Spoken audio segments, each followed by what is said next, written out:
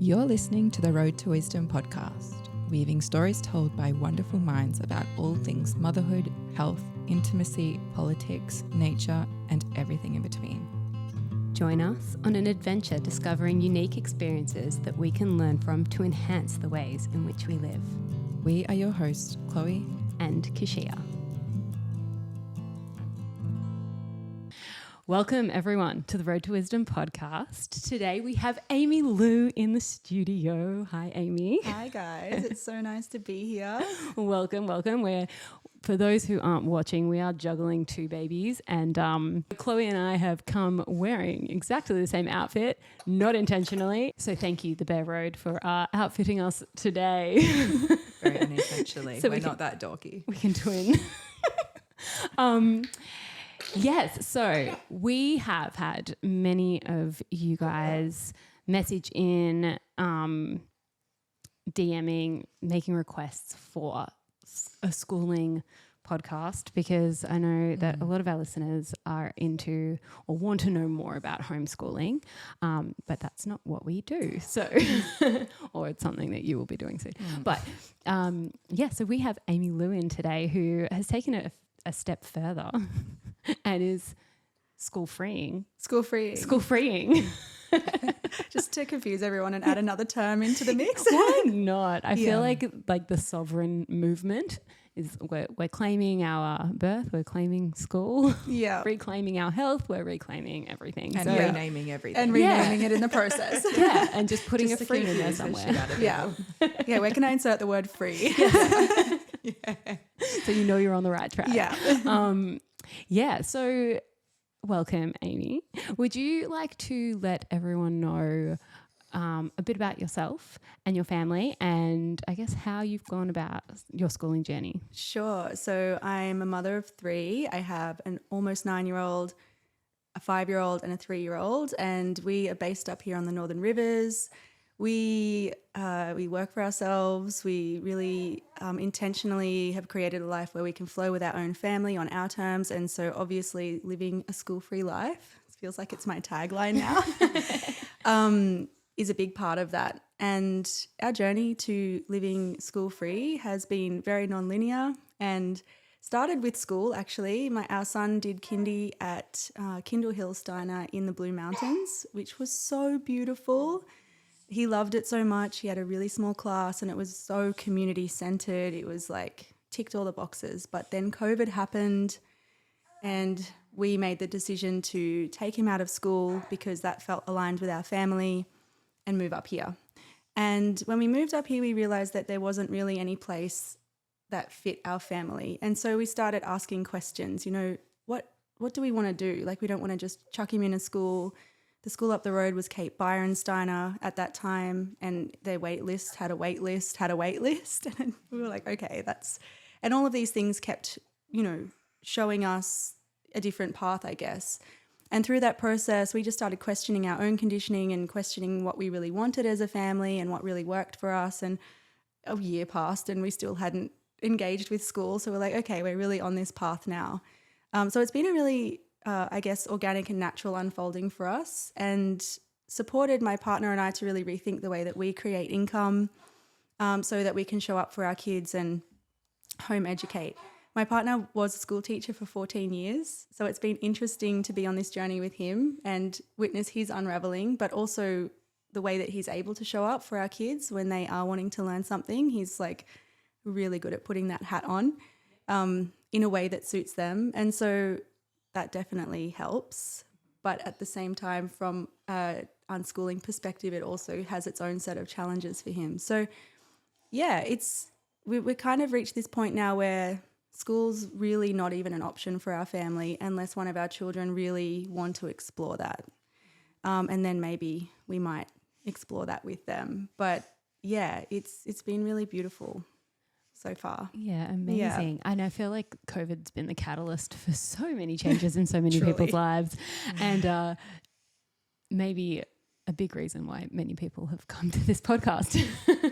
I actually read a really crazy statistic not long after COVID, and I'm not sure where that's at now, but in New South Wales alone, 50,000 students left the education system and became unaccounted for. Oh, wow. which is such a, I was like nationwide, 50,000. And then they read it again and it was just New South Wales. That's crazy. Yeah. Actually, I just want to quickly clarify because you might actually know, because I was thinking about this the other day. If you stop schooling, like so when you left Steiner, what was the process of, like, did they ask you, like, what your intentions were? Because obviously, like, if you Google it, it says that homeschool is legal, but you have to be registered with the government. So you still have to be, like, so if you've been accountable. if you've been registered, so if you've gone to school, you are registered, then you have to register with homeschooling afterwards in order for them to, like, release you from that school's registration.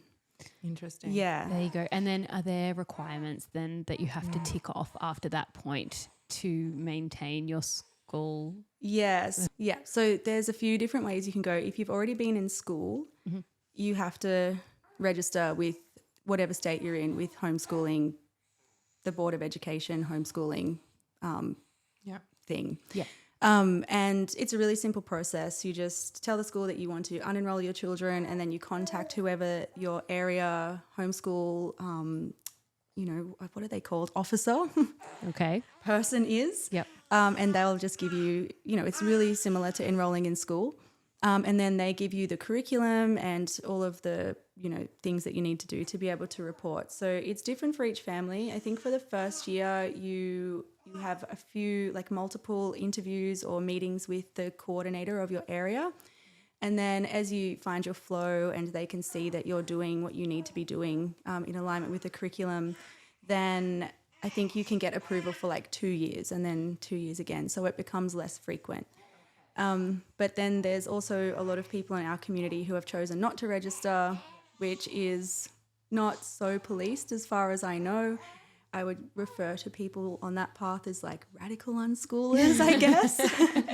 And as far as I know, I don't know anybody that's ever been persecuted for doing that. Okay. And they just document their children's learning, but they're not, obviously not registered, so they're not having to report all of their children's learning to the Board of Education. Okay. Yeah. I know you may or may not know the answer to this, but I do wonder about how that would work. Like, imagine, like, if, say, one of your children wanted to go to university, which at this point I will be discouraging my children from doing so, but say that was a thing that they wanted to do and therefore needed to show some kind of record of something. If you have never been registered, would you know how that would go down? Yeah, so this is such a good question, and it's a really common question. So I also don't believe that university is actually going to exist in the next decade. Yeah, I agree with so that. But we'll see. But it's a common question because, obviously people want their children to be able to have access to everything, and that's so valid. But you don't need to be registered in order to get into university. I think most universities in Australia accept students, the youngest age is 13. Oh, wow. So you don't... I just learned this, that your child can start enrolling into university subjects at that age. Yeah, and it's wild. It's wild, right? Yeah. And there's so many different pathways into university. And we see it with mature age students, like someone that left school in grade 10 and then went traveling and then did an entrance test. It applies for any age. So if your child hasn't been in school or they haven't been enrolled or registered, but they're really interested in something and want to get tertiary education in that thing, then obviously as a parent you would provide the relevant learning so they can take that pathway. And yeah, it's amazing. It's actually mind-blowing because we're so conditioned to believe that there's this one pathway into university, and if you don't do this in this linear way or just one path to success. Exactly. And it's just so not like that. Okay. Yeah. That's awesome to know, though, that there are multiple ways of... Yeah. And like the opportunity is still there. You're not actually, by choosing your schooling path now, you're not opening or closing any particular opportunities for them in the future, which is, I guess, what I would personally worry about. I want to keep all those doors open. We investigated that because we were curious about that ourselves. Another thing I found out is that you can fast track your year 11 and 12 through TAFE, and there's a lot of different TAFEs in Australia that have this program where you can finish year 11 and 12 in like as little as 6 weeks for some people. Oh, wow. But it's like a year-long course. But if you want to fast track that, you can do that. So it's crazy, right? Yeah. Like it's actually crazy. Interesting because people who don't particularly agree with homeschool would say that homeschoolers are at a disadvantage because for so many reasons. But really, like if you have an academic child, and those are the children that are typically sent to school, especially like private education, because they're academic. But to have an academic child and give them the opportunity to fast track that learning is such an advantage. Truly. Yeah. Yeah. And it's really beautiful to be able to have space to tune into what our children are really interested in and provide learning experiences that like really light them up. So yeah, that's definitely the approach that we take in our family, and it really works for us. Do you think that if your partner, Jeff, was not a teacher, you guys would have found your feet here, like in this time? That's a really good question. It's really hard to answer because, I can't imagine him not being that person. But like, Haven't experienced that life yet. he really is about like creating experiences that are individual for the kids, and I feel like we'd be the same. Maybe the path would be a bit different for us. I'm not sure. It's really hard to answer. Yeah, because I think that's what a lot of people, one of their arguments is like, oh yeah, it's good for them because like he's a teacher or she's a teacher or mum's a teacher or someone's a teacher. And so the hard work is kind of cut out for them. So it becomes like, I couldn't do that. Only they could. That's a big one. Yeah. I don't have the skills to be, I'm not a teacher. So how could I possibly do that for my kid? Yeah. So yeah, I just wanted to kind of talk to that because I feel like people are like holding back because, Yeah, the digging deeper on that question is great. It's a big one as well because people think that they have to have these certain skills in order to be able to homeschool. But I mean, we're pretty spoiled here in the Northern Rivers, but homeschooling communities are popping up everywhere, and you can literally outsource anything that you want. And so if your child is really interested in an area that you don't feel particularly skilled in, it's pretty easy to find a mentor or find somebody that can support them to learn that thing that they're interested in. And also we have Google and ChatGPT. And PubMed. Yeah, I don't even know what that is. I saw it the other day, but it's like where all the studies are. Oh, do you mean like, ChatGPT? It's like an AI thing. Oh, Yeah. ChatGPT. Yeah. Oh, yeah. Sorry, I thought you meant PubMed. Yeah. What's that? PubMed. It's like if you want to find like studies on literature, anything. a journal. Oh, Yeah, cool. journal articles. There's of, a new like, resource for anything us. that's- Yeah. No, it's fantastic. It's It's science, evidence-based vibe. yeah. Oh, my son would Stuff love that. Yeah, Yeah, he's yeah. like super science engineering brain guy, like amazing academic style of learning, Yeah. which is like really actually challenging for me because I'm not like that. And it's been beautiful to find ways to meet him there.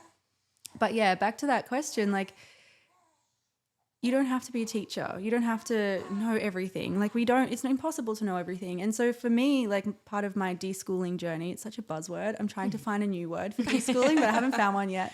No one wants to be mainstream. Like, no one wants to be popular. We want to be the ones I know. to have a word. I've got to invent a word, claim it, trademark it. Yeah. But it's been just coming back to the fact that I'm also learning and I get to learn with my children, and there's things that I can teach them and there's things they can teach me and there's things we both don't know and we get to learn together. Yeah. And that's been really beautiful because it takes the hierarchy out of the learning experience, which school typically is for most people, is this like teacher figure and they know everything and they have, and so it's been really nice to kind of be okay with not knowing everything, and Yeah. like the pressure has like really alleviated from us. And even my partner, he is a qualified teacher, but he still doesn't know everything. Yeah. And so it's really supported him on, kind of connecting with his why and, why did I choose the path of teaching? What was I really there for? How can I show up for people as, a mentor or a teacher? And it's reframed that for him in a really beautiful way. Yeah. Yeah. Amazing. Go. I was just gonna say, I just want to like bring in my current experience because this is actually kind of potent time because we're recording this in a time where I'm like, I can't do school anymore. Like we've dipped our toes in it and it's just not for us. But something that I've learned along the way is that I loved homeschooling. We weren't really schooling. We were just living. And my kids, it kind of that first year of formal education rolled around when my fourth baby was born, and I just felt like I had zero capacity. Like I was being pulled in every direction. Like one kid needed to wee or poo, or one's needing to be breastfed, and one wants a drink and one wants a snack, and I'm trying to teach one kid how to like a new letter in a Steiner way. So it's like I've spent 6 hours prepping for this. Anyway, total disaster. And then they're like, I want to learn. I'm hungry for this. I want to learn how to read. I want to do this. And I'm like, oh my God. And they're Like, I have to learn this first before I can teach it to you. And I can't actually do that. I'm sorry. I've got to also like clean a house, cook a dinner, and I don't have a live-in nanny. So let's get real. They're like, I want to go to school. And I'm like, okay. Yeah. And now it's been like a year and a bit, and they're like, I don't like this, and I'm seeing stuff. But what I'm actually really seeing, and if I'm honest, is it's not all about the system and not all about how bad the teachers are and how bad, you know, how shitty these people are, and they're trapped with our kids are just trapped in this thing. It's like what I'm actually seeing is how it's actually a lot of parents' problem, and a lot of that is coming, look at a lot of the badness of school I'm feeling is coming from parents who are just so tapped out and actually incredibly disconnected, and it's breeding this sense of like it makes me feel really like uneasy about my kids being around that. And so that's actually a lot of my problem. And I'm seeing all these so many beautiful teachers at my kids' school, and I'm like, if only I could pluck you out and we could hang at my house and pluck a couple of other kids who share the similar values, and we could all just do this. And I've really come to realize that our generation is that bridging generation of we were leaving when the introduction of technology and internet and like this fast-paced, speedy, just there's a lot there, and we bridged that, and now our kids have landed and they're at this time of like, okay, it's school time, and we're realizing that the world is wild and there's a lot that we don't want to be sharing with our children or exposing them to, but there's nothing else. It's just homeschool, or you've got your best option is the most expensive private school, or you might be blessed enough to live near a beautiful Steiner school, which I am not. And so it's just kind of that we are literally forging a new path. I mean, not to say that, I mean, unschooling is obviously dates back to the 70s, and you know, it's been cool in the 70s, and then the 90s it got rebranded and we learned radical unschooling. And now we're like, you know, because there was a couple of people who had that, you know what it's like in the community where people are like doing new weird stuff and they've got to fight about what's actually Ina real. May Gaskin. Like they just had that whole community. Like it wasn't just the birthing, it was like the schooling and the and then you look at kibbutzes where they're just like it's all the, anyway. There are little communities really that are doing truly it. feel like we're just this era of landing in a new way of showing our kids how to do something. And obviously, like you said earlier, will university even be a thing in 10 years? Like, what is the point of all this? Yeah. No one seems very happy. And so, you know, there's a massive disconnect, and it's just like a breeding ground for that. And I've often said to my partner and like my friends, I'm like, I just feel like I'm dropping them off and I'm hoping for the best, because I was so like 100% confident at the time. Like our values are strong at home. Like this is what we talk about. We're open. This is what we believe in. This is what we don't. Like that shit show can happen over there. And I feel like my kids are going to discern between what is right and wrong. But that's not happening, because obviously we are aware that these ages are so, they're open and they're incredibly influenced, and they're so vulnerable and all of the things. So it actually doesn't matter how good my values are. That's just not sticking out there. I'm going to debate you on that. Okay, go for it. Can I?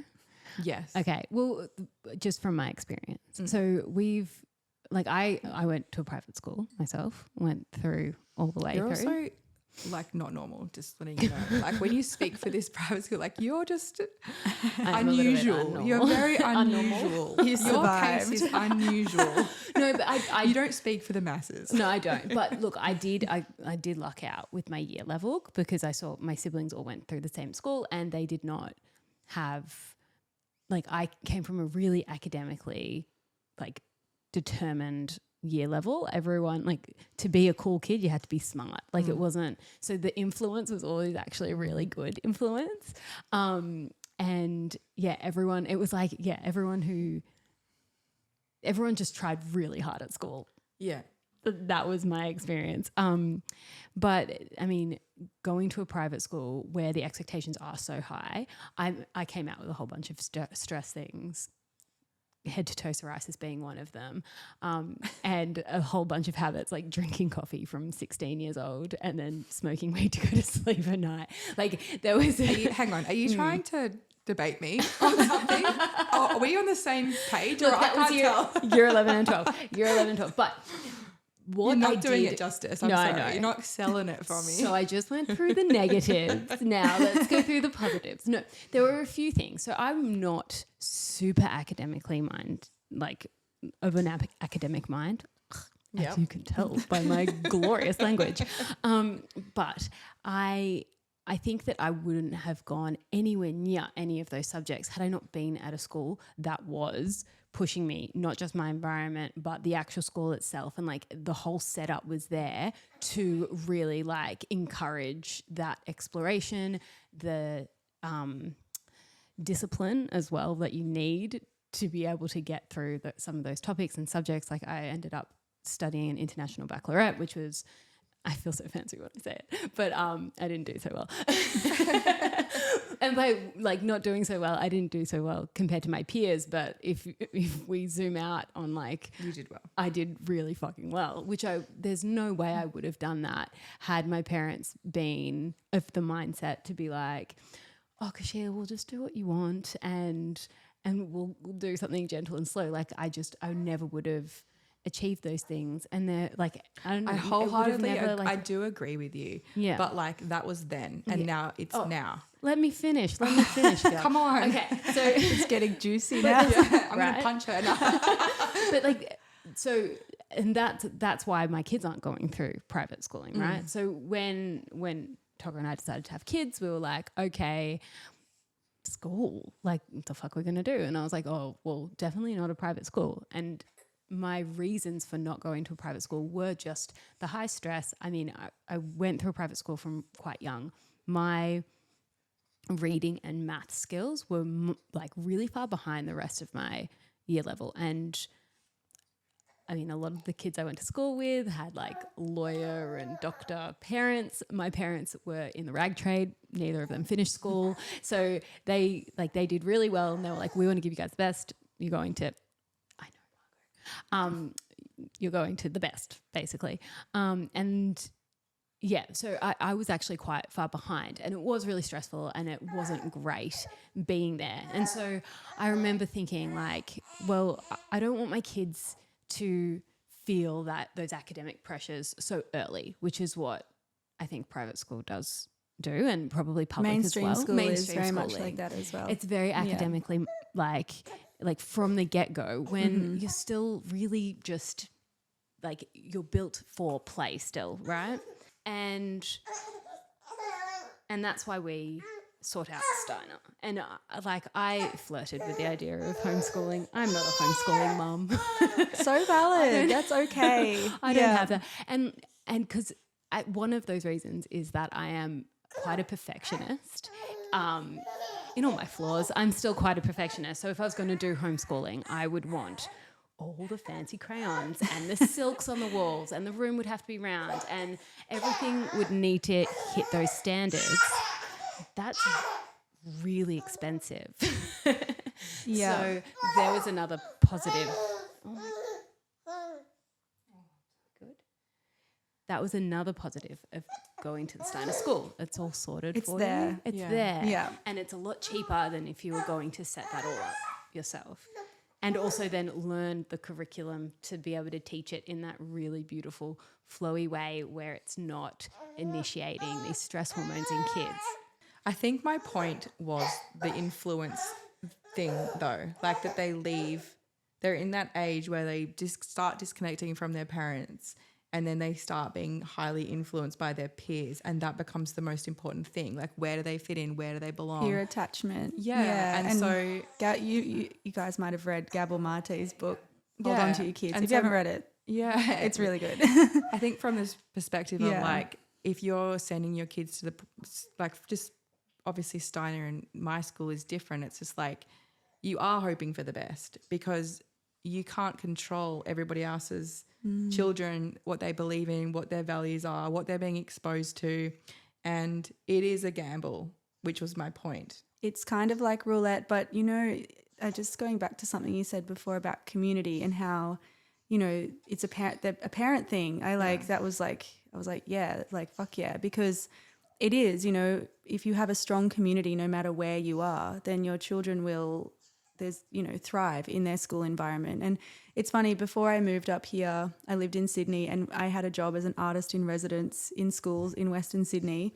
So I wasn't officially a teacher, but I was an educator. Yep. I was a teacher, but I didn't have a qualification. So, and I worked in schools in like Blacktown and Mount Druitt, and my job was like community development officer person through creating art. And, that meant getting parents involved in projects because, we knew I worked for an NGO through evidence that they'd collected that when parents are involved in a child's learning, no matter where they're learning, at home, at school, there's plenty of homeschoolers that send their kids off to activities all the time. It's not all like, necessarily healthy all the time. We can talk about that a bit later though, because that's a really great topic. What I noticed is that, the more engaged the parents were, the more the children were thriving at school. And it's a no-brainer, but we've been like so led away from even knowing how to live in community together in a healthy way. So people are literally just sending their kids off to school and hoping for the best. And, there's the stress of going to work and making income and all of those things. There's so many layers to that. But I did notice, I was in Western Sydney, so there's such, so multicultural, right? Like most of the students were from Arabic backgrounds, Asian backgrounds. And so the parents really had a strong understanding of community, and a lot of those parents were already showing up to the school anyway. And it was so interesting to see how those children were thriving compared to other schools I was visiting where it was predominantly like working class white, kind of demographic. Yeah. And so what you said is so true. If the parents are showing up in any capacity that they can and forging those relationships within that school space, it creates a healthier experience for the child. So it's, not everyone can homeschool. Not everyone wants to homeschool. Like that's so okay. Yeah. But there are ways that we can support our children through creating healthy communities within their learning. Yeah. What I really love at Steiner is that they really facilitate those the family connections between the parents. So there's lots of gatherings, there's lots of like festivals where all the parents need to come and bring food and be involved in it. And you don't have the option when you're going through these year levels and you've got the same teacher for the first 7 years to do anything but then become quite close knit.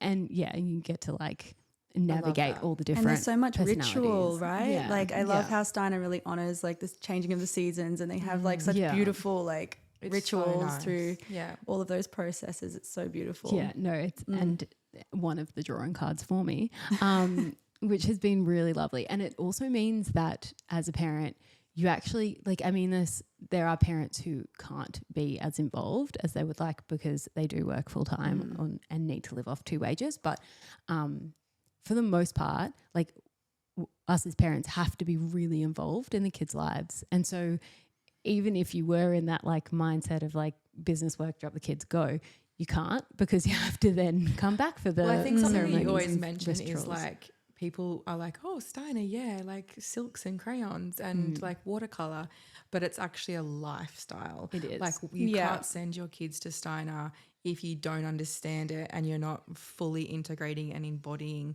the concepts of it in your home and in your life. And it doesn't work. It doesn't work. It makes no one sense to mindset do. at home, and then but then you're sending them like I guess for instance, if you had a high stimulated environment at home where there's TVs, lots of electronics, like there's a lot of like stimulation, and then you want to send them to a Steiner school, it just doesn't work for them because they're bored and they can't focus, they can't sit down, they need that stimulation constantly. You almost have to like detox them from that for them to then find the rhythm and like the calm in it, and it's not just boring, it's actually calming, and Yeah. you can like sit with your crayons and like Watercolors. and like, and you know, your body goes into it, not just your head. So yeah, and I've learned so much from that anthroposophical lens as a parent that I can then bring back, which is all the things that I really, really love about the school. But having said that, it's still a school, and it definitely has some downfalls, and especially over COVID, I think, along with everyone, and even like more from a rebellious taking a stand with the teachers that we loved and didn't want harmed. Like we were ready to pull our kids out. Yeah. And then we had to balance that with, well, our kids actually love it. Yeah. So there was like that push-pull. But there's like some things, and I feel like it sits in like that mid zone for me, a Steiner school, because where I was stressed as a child, I see that my kids aren't, but they're also being challenged. So, and challenged in a way that I would get frustrated if I needed to sit down with them and try and bring them to the table for whatever task they're learning. If, not having the tools myself to I think this is an awesome little time to get into the topic of like, because I've heard you and Jeff actually in one of your episodes were like discussing a time where, and this is the opposite to schooling and how they get into it, but I think Jeff was saying that he'd planned to go to the library, and one of your kids was like totally enthralled in doing an art piece, and so he decided to not go anymore because letting your kiddo do what they were doing. And it sparks interest because it sounds beautiful, and I think this is a lot of people's concerns when it comes to unschooling and whatever, is that it suddenly becomes all about the child, and it suddenly we are living our existence based on the child getting to decide whatever the child wants to do is the right thing for the whole family to do, and getting caught up in this like, what's your needs? Let's meet them. And as opposed to being like thinking about, I wonder if that's ultimate or it's a bit of both. It's like, how does a child learn to show up for their community, or how does anybody learn to like, okay, I've got to be somewhere on time. That means putting this aside and being there, or like, do you know what I mean? Yeah. It's like where does the discipline and the, I guess it's more discipline, like just having that inner discipline. Yeah, I think that's definitely a bit of a homeschool myth for the most part, but it depends on your approach to homeschooling. So I definitely know people who are just like whimsical and their kids do whatever they want. And we do that to a point, but Jeff and I, we also really want our children to have discipline, self-discipline, to be able to show up for the things that they want to show up for, and also the family and the things that we want to do. And it works really well for us. So that moment was, I guess, a really beautiful example. So they ended up going to the library eventually, but after Essie was finished in her process, so she was drawing something, and she had kind of like had a breakthrough moment where she was drawing in a new way, and Jeff was noticing that. And so normally we wouldn't just, we'd be like, finish drawing, we're going now. But in that particular moment, he noticed that something was expanding within her, so he honoured that. And because we are always together as a family, like he was able to explain that to our oldest, and he gets it. Our smallest one probably didn't care. And so it wasn't an issue. But yeah, I think that is something to, really consider if you are considering the path of homeschooling. Like, how do we want to do this? How do we want to instill these values in our children? How do we do that ourselves? So Jeff and I we're pretty onto it people for the most part. Like, we're punctual. We really care about our community. We love showing up in our community. And so our children just see us doing that all the time. Like, for example, I run a birth circle every 2 weeks in Brunswick Heads, and, I serve my community through that lens often, and my kids see that. I'm cooking for mums all the time. And so it just naturally happens, I suppose, and it's all interwoven together. I think it more so probably comes back to like the rise in like unparenting, because we're confused about how to parent differently to how we've been parented. And we see that flowing into homeschool as just like the children does nothing, or the children has no structure or no, and then we hear other professionals, can't think of one right now, who is like, it's so good to be able to provide a framework or a structure. Abigail or like, Schreier. there you go. Who you could probably jam on this a bit better than me, Kashia. Like the value of having a bit of the value of discipline and or the value, even just like the boundaries. Boundaries, So, yeah. Boundaries are so important. So important. So like Yeah. that's something that I actually learned like through going through Steiner as well. So we started at the play group at the school that my kids go to. Oh, we used to go to that play group. So good. We loved it. I've been going for 8 years solid. Oh, wow. We had a term off and I think we might go back. Come back. Yeah. But the facilitator of that play group was schooling me in parenting because I was like, me and my daughter, we're going to be best friends. I would ask her what she wanted for dinner. I would ask her if she wanted to go and have a shower, even though it was not an option. But I would be asking her all these questions and letting her make the decisions. And I thought I was doing such a good job parenting, doing that. But I soon realized that is not creating any safety for her. She's not like, if I am constantly asking her what she wants to do, doing what she wants to do like, and you know, that was all small things, but I can imagine there are lots of kids that get asked, do you want to go to school? I like, and it's in anthroposophy that like a child that isn't held, that doesn't have any boundaries, that's given all of the options of the world, doesn't feel safe. Like because they're not held, they're not feeling safe, and it actually reduces their freedom and their ability to like, because they feel like they have to grow up quite quickly. You could be providing them with all the play in the world, but if you're constantly giving them all these decisions to make, they feel like they have to grow up, and you're putting them in their head rather in their body. And this is something that I obviously learnt on the fly, but once I made those changes, and I think Gabor Mate talks about, oh no, actually I think it was Lael Stone, about giving, like if you're going to give them an option, it's one of two. Yeah, we do that a Do you lot. want do you want pasta or sausages for dinner? Yeah. But like, Do you want a bath or a shower? Yeah, bath or shower. Or we're going to the bath. Do you want to hop there or jump there? Like, do you want to hop or can we run? We're going Yeah. So it's like, we're going into the car. Do you want me to carry you or do you want to walk? Like those. And then kind they of feel like options. they're still making a sovereign decision, Yeah. but it's like supported and safe to make that decision. But they're also being given the task. Like they get to have a task. some option in there, but it's like, we're doing this. Yeah. It's not like you have to make the decision on whether or not we're doing it. Yeah. So that was something that kind of struck me.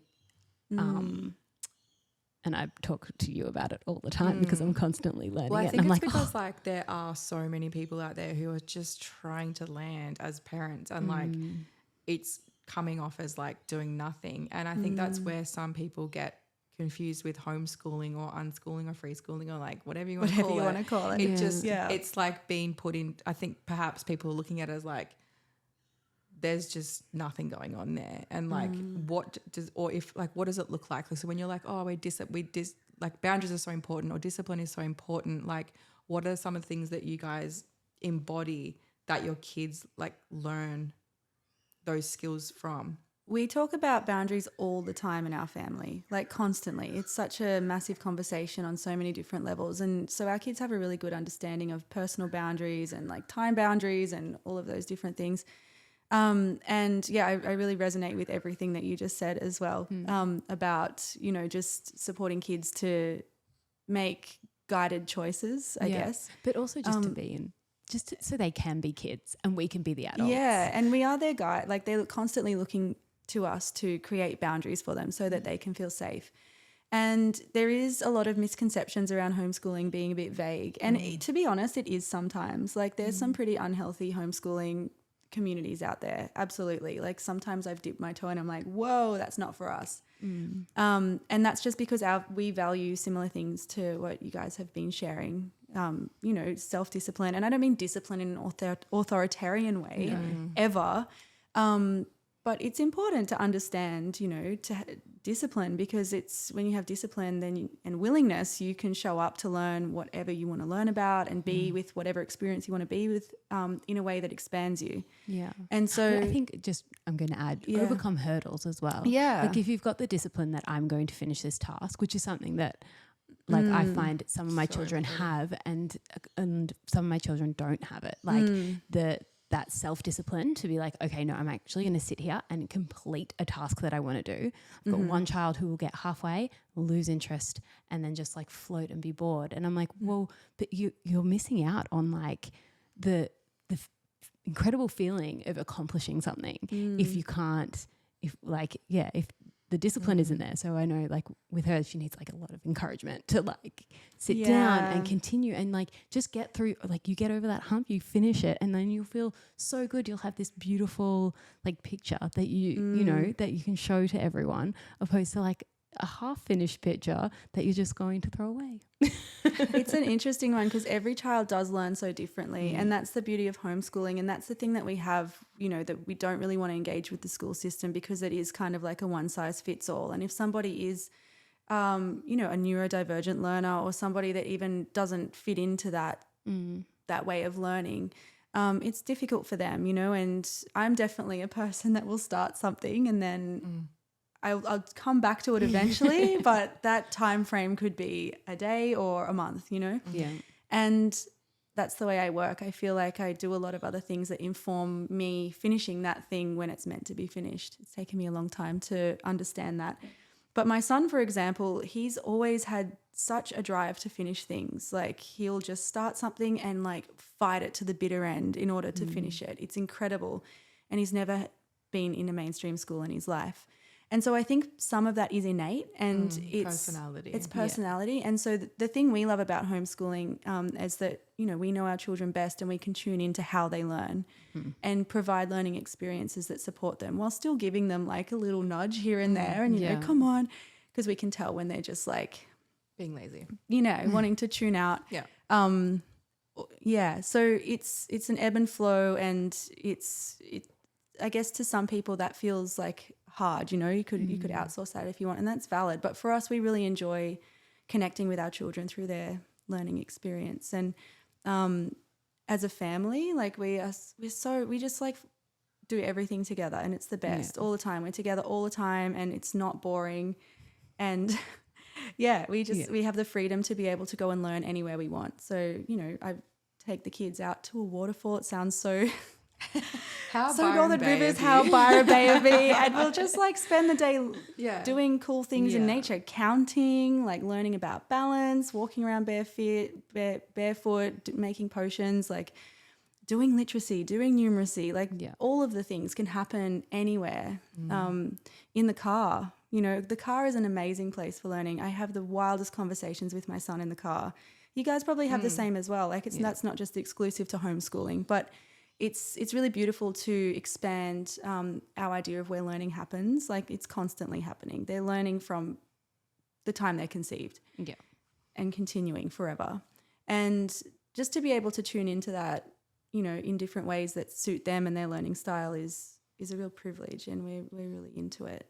Yeah. No, that's awesome. And I love that you can, that you do have the capacity to hold that space for the multiple, because your gaps are even bigger than ours. So it would be like they're at very different stages each time. So that's really cool actually, because our oldest is, you know, he's really into reading now, and he's like really into learning new words and sentence structures and things like that. And our middle child is like learning from him. So she'll be interested in something, and because they're together all the time, he'll just naturally go over to her and show her how to do something. So she's actually just turned 5 and she's already starting to write. And we haven't even given her a writing lesson. She'll go and get one of his books out of we've got like a little tub of some random books that we got at Officeworks, and she'll just like start doing them. And it's really beautiful to see that peer-led learning happening in our own home. Yeah, I've experienced that too with my 2 eldest. They often, and even my 3rd now, she will just come along and start joining in on it, and suddenly she's like, right, she can write because she knows how to write her name and everybody else in the family's name, and just because that's just what they've kind of taught her or she's copied. It's so whilst you're talking about your kids being together all the time, a massive thing that obviously people always talk about when they're talking about homeschooling, or one of the negatives of homeschooling is like, oh, but they're not going to be socializing. Huge one. It's the biggest one. It's How like are your kids going to make friends? Yes, it's so important to have Come on. Yeah. So Honestly. like talk to it. Like talk to Okay. it. So unless you are like living in a cage away from society, that's just not even possible. Our kids are socializing constantly. I feel like I actually have to say no to things all of the time. And it depends on the community you live in. Obviously, I'm in the Northern Rivers. It's like saturated here. There's so many homeschoolers. It's like, you know, it's no problem here. But it is a bit harder in other communities for sure. Like I work with a lot of families who live in rural towns in Australia and overseas, and one of their challenges is finding homeschooling community. But it's really interesting to see, like, when people really put it out there, you know, they'll start a Facebook group or start a circle. It's like, we're homeschooling. People just come, you know, there's always people that will come, and it might be a small amount or a large amount. And, you know, it just happens organically. And so for us, that really has never been a problem. Our kids aren't at school with people their own age all day, every day. I don't necessarily see that as socializing. I see socializing as having, you know, interactions with people of different ages in the community, just being out and about. And I see classroom learning as classroom learning. It's not necessarily socializing. Yeah. I was told to stop talking constantly at school. Amy talks too much. Amy talks too much, like in the classroom. And then when I was playing outside, I feel like I was socializing. Yeah. So it's interesting. I feel like that's kind of like a reaction to something that somebody's triggered about. Like, it's an invitation to like really tune into what actually is socializing. Well, I think that's an interesting point to make, because like when we talk about socializing or social skills, like I would pair them together as the expectation. Like socializing means you're going to have social skills. I guess that's what people are worried about. Their kids aren't going to have social skills if they're not hanging out with other kids or playing or whatever it is with 20 other kids in their class. But I just don't see how that translates, because I have a child who is very social outside of school, but is incredibly socially deficient or unable to socialize properly at school, because the external factors are just way too much for her. And she's just like, these people are wild. Like, why are they screaming all the time? And like, I just don't get it. Like, maybe overstimulated by it's the just too amount of much for people that are her. there. And they're just different. Like, she's such an old soul. And but I guess the skills are like, you know, how to talk to somebody, how to spark up a conversation, how to like manners, like what are they? Like for us, what's socially appropriate to talk about in or our behave? community. In our community, like I'm able to have conversations with, you know, kids of all ages really easily in our homeschool community. And I don't actually really hang out with too many people that go to school, because I'm just in my homeschool community. It's not by choice. It's just how it is. Yeah. And so I'm just reflecting on what we experience in our community, like kids that are 5, 6 up to like teenagers. It's really easeful for kids of all ages to be interacting with adults and having conversations about all the things that light them up. And that's something that I have noticed is significantly different, I guess, compared to when I was in a school environment. But I was as a teacher or as an educator. Yeah. Those types of conversations were really hard for me to have with students, because they were really focused on being with their peers. And so it's a really amazing invitation to tune into healthy socializing and how to create an environment for that for your child. Can I ask a little bit more controversial question? Yes, please. Because one of the reasons that I did flirt with the idea of homeschooling, and a lot of people I know remove their children from school for these reasons, is that a lot of schools at the moment are adopting some political ideologies and introducing, you know, concepts that are very in the head and not grounded within the body. And I wonder, like, when you're homeschooling, because this is then something that me and my husband had to talk about, is can we avoid that? Like, are we pulling them out to avoid that? But then can we avoid that in life? Like, can we protect them from something like that for forever? I don't think we can forever, but I think we can during their formative years. And I think, it's so important for a child to just feel free to be in their body until they're ready to like engage with concepts outside of their body, which is what, like, I would say up to 12. People say 7, but I feel like it's longer. And I noticed that a lot of kids in our community are really immersed in imaginative play until they're like 12 or 13. So that's where that idea comes from, just from my own observation. I feel like I made a post about it on my School Free Life page the other day. People say you're sheltering your kids by homeschooling them. I'm like, yes, I am. Yeah, no, I do remember. It's reading deliberate. that. Like I'm not afraid to say that. I don't necessarily think that for those not watching, I'm doing those inverted comma quotation things. The real world thing, you're sheltering from the real world. I'm like, I really don't resonate with a lot of things that are happening in this real world. A lot of our society is really unhealthy, and so I don't think that a lot of those concepts are healthy for my children to know about. Yeah.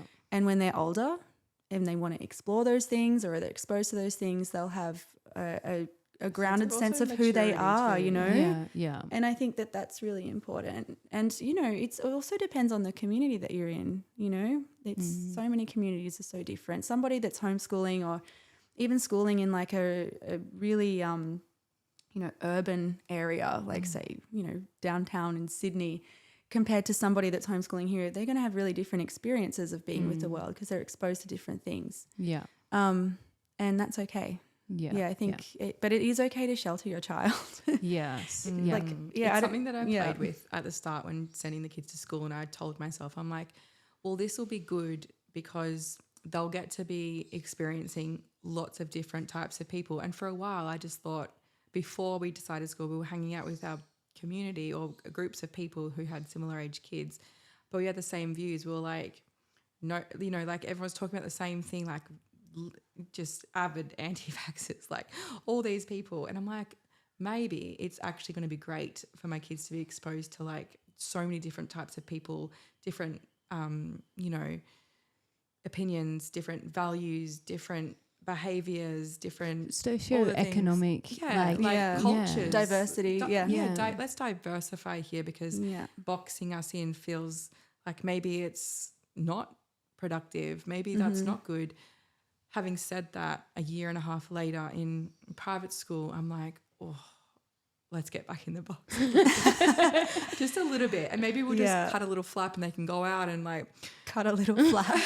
Poke your head out. Poke your head out. I mean, every time we poke our head out, we're just like, eep. It's not to be it's not judgmental. And it's not to be judgmental, but it's hard. It's hard to watch your kid go and dwell in that space for a year and a half and see what you get from it. And people on the other side of that would feel exactly the same. And that's okay. It's not like about judging people or it's just, you have your own values as a family and as a community, and you're not really just going to go and hang out with people that don't have those values, and your children will be discerning as to who they want to be around and immerse themselves with when they have a really grounded sense of who they are. And I feel like for our family, and in my opinion, I think that that's the best way to go about creating that is to keep your children as close as possible for as long as possible. And that's through having a healthy community. If you do want to do school, doing it in a way where there is a healthy community, or for us it's homeschooling and our homeschooling community. Yeah. So I grew up in Western Sydney. It's like Melbourne. Yeah. It's like I was going to say not that I want to neg out on myself, but one of the reasons that homeschooling? No. Pardon, no. But that's one of the reasons I wouldn't ever homeschool because I know who I am, and that's so empowering, though, right? No, but not from that respect. Like I'm a very stressed human, and feel like I am constantly on a level that I don't want my kids at that, like being around my constant state all day, every day. And I've said this on a podcast before, like I love that they go to a Steiner school because it is so much more nurturing than what they get here. So they really get to just I feel like when my kids come back from school, they're just like a little bit tired. Maybe they need to have a little run around, but they're like, it's like calm, and then they come into the chaos of this house. That's And so my funny. brain. But like that's just, I guess, what our That's not nagging out. I think that's is. just understanding your own boundaries. And that's why Yeah. there's like, you know, there's so much dogma in the homeschooling world, I guess. Because it's not for everybody. Like it's not for everybody. It's actually just not even doable for a lot of people. And I think people, you know, might feel judged for sending their kids to school or pressure that they should be doing things a different way because, you know, of all of these kind of like dogmatic conversations around what's best for your kid or Yeah. attachment. And, you know, it's kind of like finding a flow that suits you. And there is experimental that's they're introducing a trial that's in the ACT, which I think has already started, and it's a part-time homeschool, part-time school week situation. And I know that in 2026 in Queensland, they're going to introduce a 4-day school week. And so we're already seeing that there's movement happening because people are wanting a different way, but they don't necessarily want it to be either or. They want to be able to kind of Well, that's like a bit more do like it in the middle, right? in Scandi countries. Like they've got a shorter week and a shorter school day. Yeah. And that's like, that is what works. Yeah. For them over there, and you're seeing like these hyper intelligent And kids because they get to play longer. but Yeah. They've still I got mean, the that other thing structured is learning like, environment.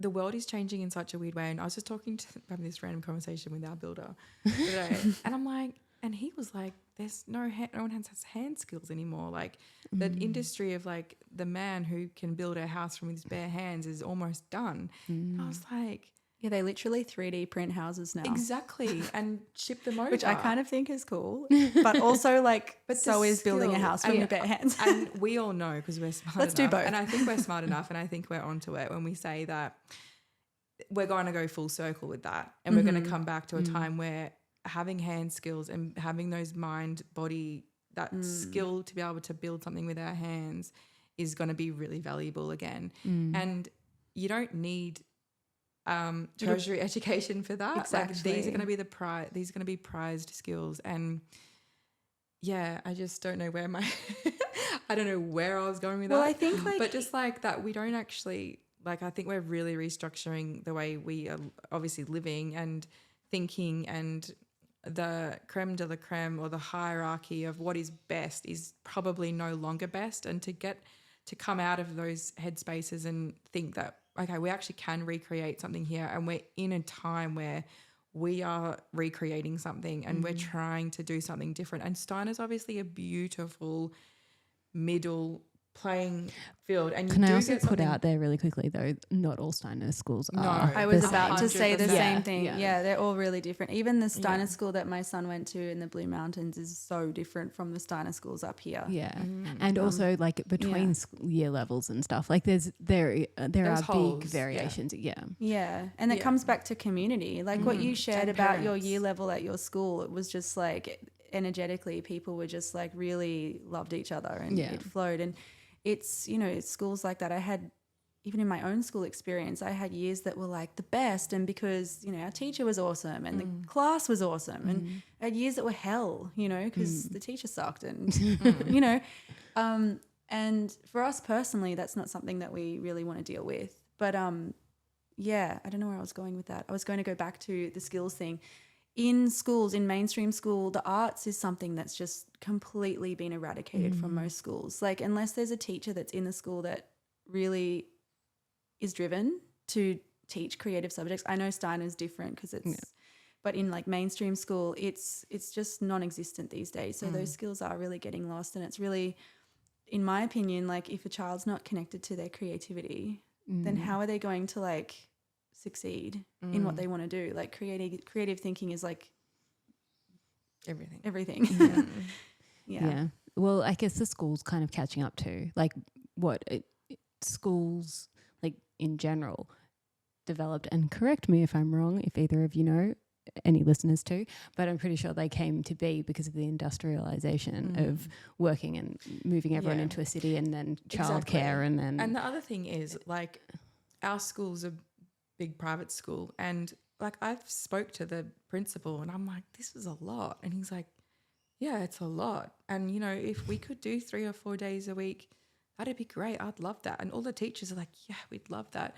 And yet we all here sending our kids 5 days a week. And I think it's just the thing. It's like, and you know, you can relate to this in the birth world. It's like when we all just decide that we actually have something here to like a responsibility almost to forge a way, and we don't take it, then we're just going to have what we've got currently and we can just complain about it and hope for the best. It's like, well, you know, like I think if enough parents, we all just kind of agree that the current setup doesn't really suit many people, and start just being like, well, yeah, I will take my kids out on Fridays and that's what we're going to do. And maybe we'll Mondays as well. And maybe we're just, because you can do that, by the way. You can do that. Even at fancy private schools, you can minimize the days a week. There's always a loophole. You get to actually redesign this if you want to. And just like birth and all the other things. We always have a choice. Yeah, we can actually just be like, I actually don't like it. Like I've spoken to so many parents at my school and they're like, yeah, just like dragging their feet, like following the rules or something. And you're like, because you're in the grind. Yeah, it's like the grind. It's kind of, you can do something different and we can all, but there's a lot. Another like little thing, like a little gem over in that homeschooling area is not doing the morning rush. I don't know how you guys do it. I'm like, it's just, we do like 1 or 2 days a week. Sylvester goes to a beautiful, it's not really a bush school, but I'll call it a bush school. It's just a beautiful group that he goes to with a beautiful mentor. And even doing lunches on those days, I'm like, we move slow in the morning. And we're just like, come on, get out of the house. I'm like, how do people do this every day? Like, I would fail. So would my family. We would just all fail. If school started at midday, maybe we'd make it there on time. But yeah, that's because we're in our own flow, you know? Yeah. It's just going back to how school started. My partner shared with me recently, and I think he shared in that podcast episode, that in the UK, when child labour was abolished, that's when schools came into play, and it was to put the children somewhere so the adults could continue working, and then it kind of just moved from there. And then there's the whole Rockefeller story as well. Yeah. I feel that's like for another day. That's for another day. Yeah, let's not go there. We've come so far. But like now that's not the situation anymore, especially like post-COVID. So many people have found that they can work at home and that the need for children or for childcare isn't as great. I know that's not everyone's situation, but like as great as what it was. That I would imagine that's why now we're going to see some initiatives to It's so true. More and more people are actually, the work that they're doing doesn't align with the school day, the school time. So sending their kids to school is actually inconvenient because they're working from home and they're working on a different schedule. It's not the same as when I was a kid. My mum went to work 9 to 5, 40 hours a week. I went to school. I went to after school care sometimes, and that was just what everyone did. It wasn't even there was no weird. It was just options. We're definitely so in it's changed. Reinventing era. Yeah.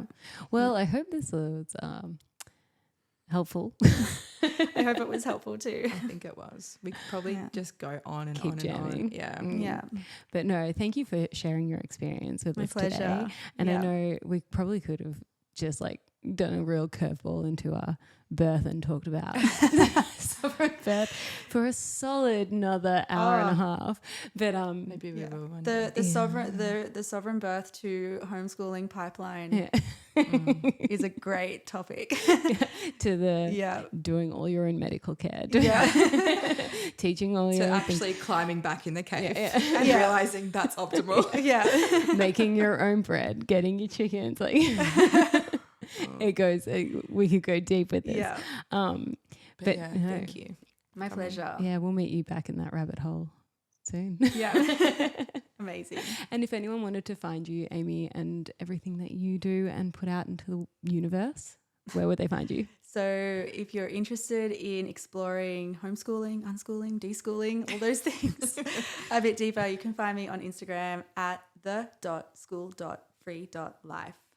Awesome. And there's lots of other resources there that you can find. And we'll of course like link all that up in our show notes and to your personal page and all the things. We do also have a big birthing population on here, so do you want to quickly sing out your free birth circle? Sure. So I run a free birth circle here in Brunswick Heads every second Friday, so it's happening this Friday. I don't know when this is coming out. Every second Friday. Every second Friday. Check the Facebook at Instagram. amy.lu _, I think. Yes. Okay. Might be 2 underscores. I'm pretty sure it's We'll just one fact check underscore. you. Yeah. And yeah, I do a lot of birthy things online as well. Amazing. Yeah. Amazing. Thank Yeah. you so much for coming in today. My pleasure. Thanks for tuning in to the Road to Wisdom podcast. To join the journey, you can follow us on Instagram at theroadtowisdom.podcast and at www.theroadtowisdompodcast.com. Don't forget to subscribe and leave a review. We look forward to seeing you next week with more juicy content.